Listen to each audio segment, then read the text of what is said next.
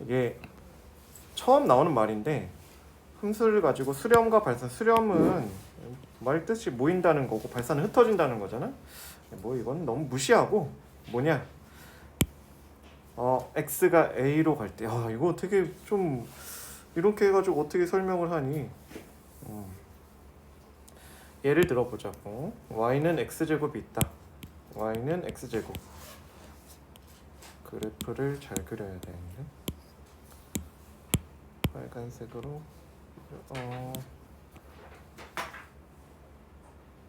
이런 식으로 있다. 생각해보면 1을 넣으면 1이라고? 1을 넣으면 1을 넣으면 1인데 그러면 x값에 뭘 넣으면 y값에 뭐가 나온다는 소리잖아. 그러면 1을 딱 넣으면 1이 나오지만 1에 가까운 거를 점점 넣어보면 어떻게 나오나라는 거지. 0.9를 넣어보고 0.99를 넣어보고 0.999를 넣어보고 이런 식으로 점점 가면 1에 가까워질 거 아니야? 그러면 나오는 값들이 하나하나 보는 게 아니고 어디에 가까이 가고 있냐를 보는 거야.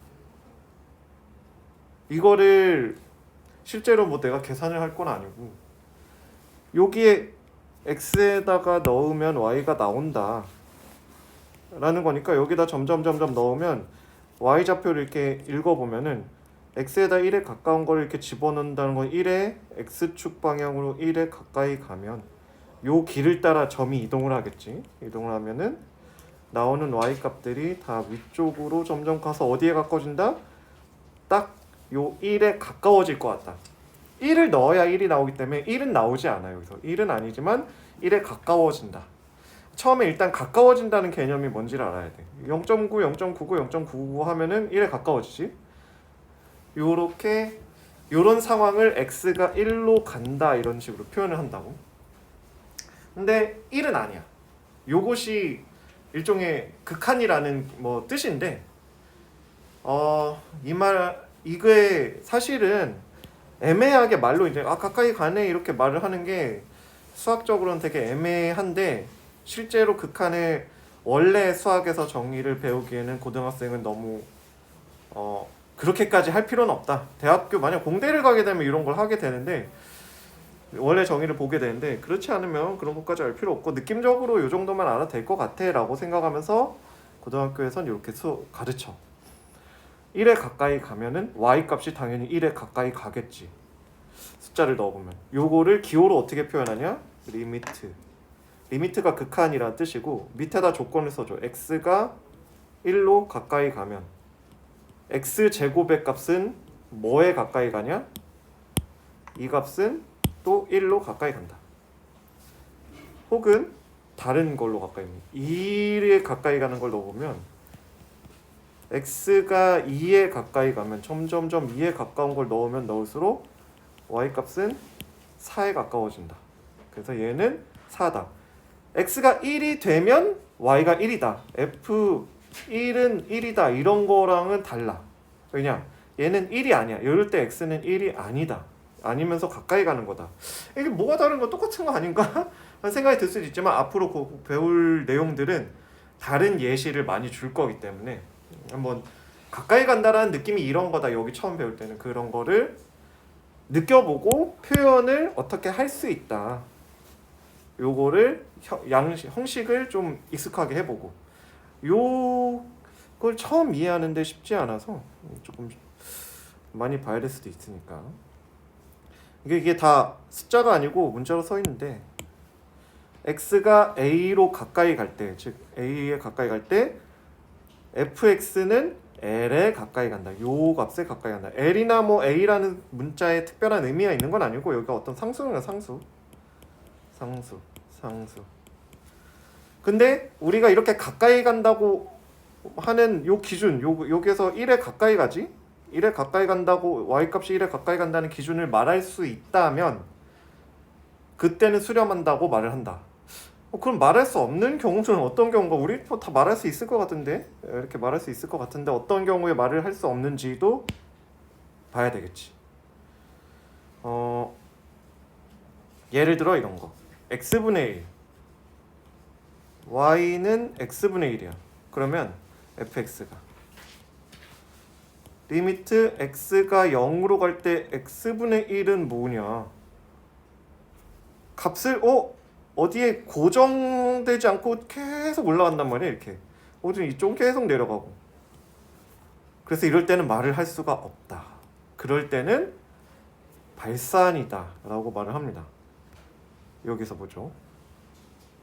발산. 이런 식으로 값을 말할 수가 없을 때 무한대라는 게 나왔는데 무한대 먼저 설명해야 되는데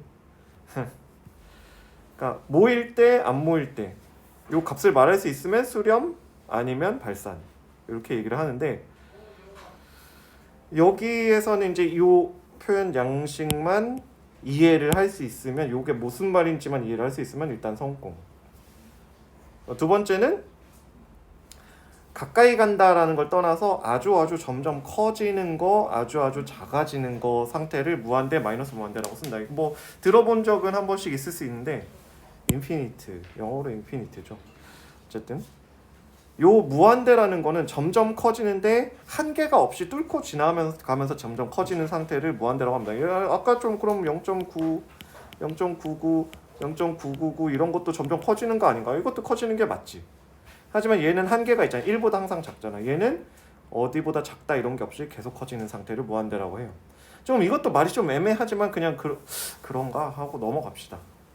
그래서 x가 무한대로 간다라는 거는 x에다 점점 큰 걸 넣는다. 좌표 평면으로 보면 계속 오른쪽으로 가면 y 값이 어디에 가까워지나 라는 그런 걸 얘기하는 거예요. 뭐 유리함수 같은 경우는 점근선에 가까워진다라고 보통 말을 하고 여기서는 식으로 계산을 한다라기보다는 그래프를 보고 점이 이렇게 그래프가 일종의 길이라고 생각하고 거기 그 길을 따라서 구슬이 이렇게 움직인다고 생각해 보세요.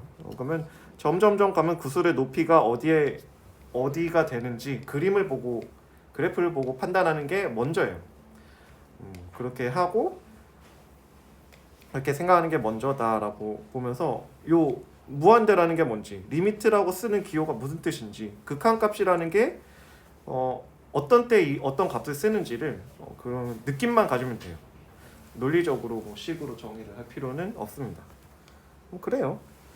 마이너스 무한대라는 거는 왼쪽으로 계속 가는 거 그렇게 얘기를 하고